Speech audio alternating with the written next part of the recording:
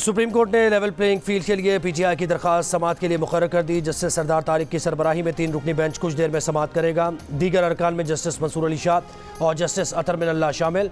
एक केस की समाअत के दौरान पीटीआई वकील नियाजुल्ला न्याजी ने अदालत से कहा, पीटीआई के उम्मीदवारों को कागजात नामजदगी जमा कराने नहीं दिए जा रहे। कायम मकाम चीफ जस्टिस सरदार तारिक ने कहा, अगर आपका उम्मीदवार इश्तिहारी हो तो कैसे कागजात नामजदगी जमा करा सकता है।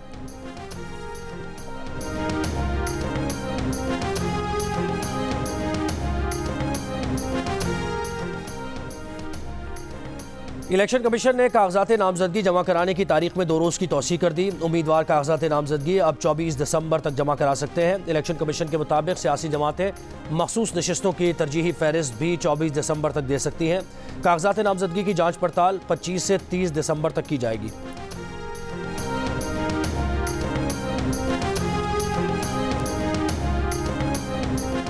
Chairman peoples party Bilawal Bhutto Zardari के लिए NA 128 लाहौर से कागजात नामजदगी जमा करवा दिए गए। इस्तेहकाम पाकिस्तान पार्टी के पैटर्न चीफ जहांगीर तरीन आज लोधरा में अपने कागजात नामजदगी जमा कराएंगे। जहांगीर खान तरीन NA 155 से इलेक्शन लड़ेंगे। सदर IPP Aleem Khan NA 119, NA 117 और PP 149 से इंतखाबात में हिस्सा लेंगे। Additional secretary general IPP Aun Chaudhry Lahore में हल्का NA 127, 124 और PP 16 से कागजात नामजदगी जमा कराएंगे। मरकजी सेक्रेटरी तलात IPP डॉक्टर फिरदौस आशिक खान सियालकोट के हल्के NA 70 के लिए कागजात नामजदगी जमा कराएंगी।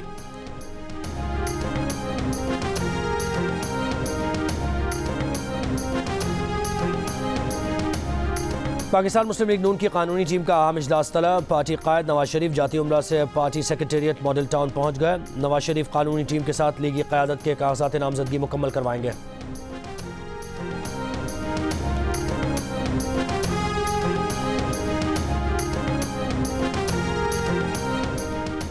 तहरीक इंसाफ को बल्ले का निशान मिलेगा या नहीं, इलेक्शन कमीशन का फैसला आज मुतवक्के। पेशावर हाई कोर्ट ने PTI इंटर पार्टी इंतखाबात और इंतखाबी निशान के मामले से मुताल्लिक केस पर इलेक्शन कमीशन को कानून के मुताबिक आज फैसला करने का हुक्म दिया है।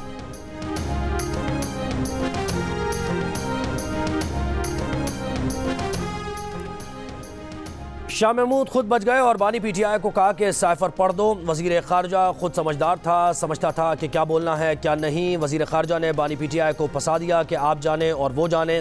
कायम मकाम चीफ जस्टिस पाकिस्तान सरदार तारिक के रिमार्क्स। बानी PTI और शाह महमूद की दरखास्त जमानत पर समाअत।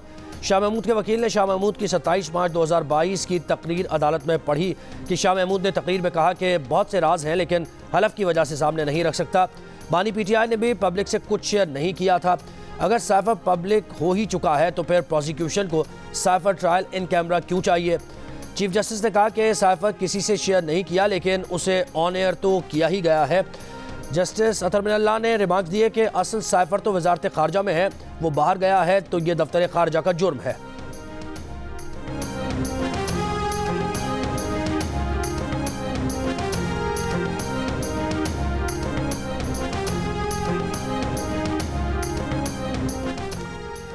बलोच मुजाहिरीन की गिरफ्तारी और एहतजाज न करने देने के केस में IG पुलिस की इस्लामाबाद हाई कोर्ट में पेशी। चीफ जस्टिस ने पूछा, सुबह बताया गया कि कुछ खवातीन को ज़बरदस्ती वापस भेजा जा रहा था। IG बोले जो वापस जाना चाहते थे उनके लिए बस का बंदोबस्त किया गया था। I-10 में ये खवातीन बच्चे मौजूद हैं। जस्टिस आमिर फारूक ने कहा, I-10 में क्यों हैं, वो जहाँ भी जाना चाहें जा सकते हैं, पुरअमन एहतजाज करना चाहें तो कर सकते हैं।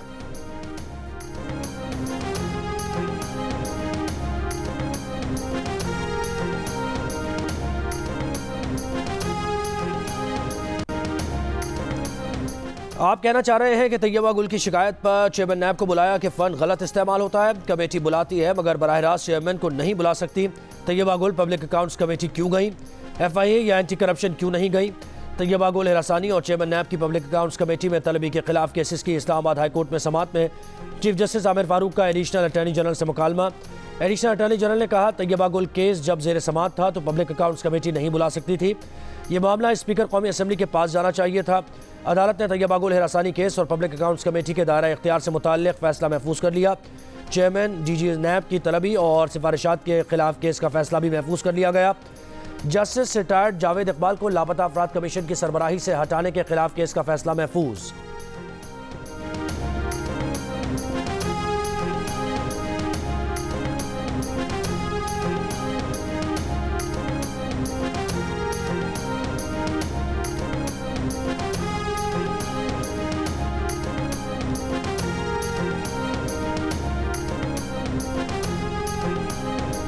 District and session court Islamabad में बानी पीटीआई और बुशरा बीबी के मुबैना गैर शरई निकाह केस की समाअत। अदालत ने बुशरा बीबी की हाजिरी से इस्तिस्ना की दरख्वास्त मंजूर कर ली।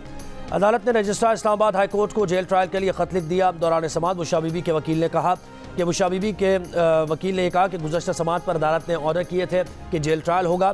बुशरा बीबी सुबह जेल पहुँच गई। अदालत ने बाद में बताया कि जेल ट्रायल नहीं हो रहा। जेल में जैमर्स की वजह से बुशरा बीबी से राबता नहीं हो पा रहा। केस की समाअत 2 जनवरी तक मुलतवी कर दी।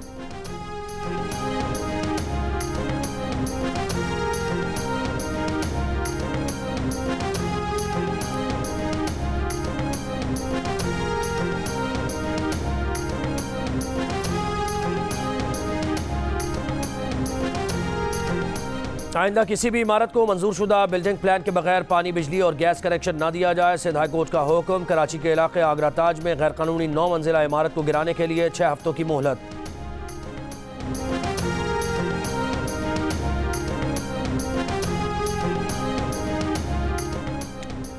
जनूबी वज़ीरिस्तान के इलाके में ज़ेर तामीर थाने पर काम करने वाले 5 मजदूरों का कत्ल। पुलिस के मुताबिक गुज़श्ता शब नामालूम अफराद ने फायरिंग की। लाशें और जख्मी डिस्ट्रिक्ट अस्पताल वाना मुंतकिल।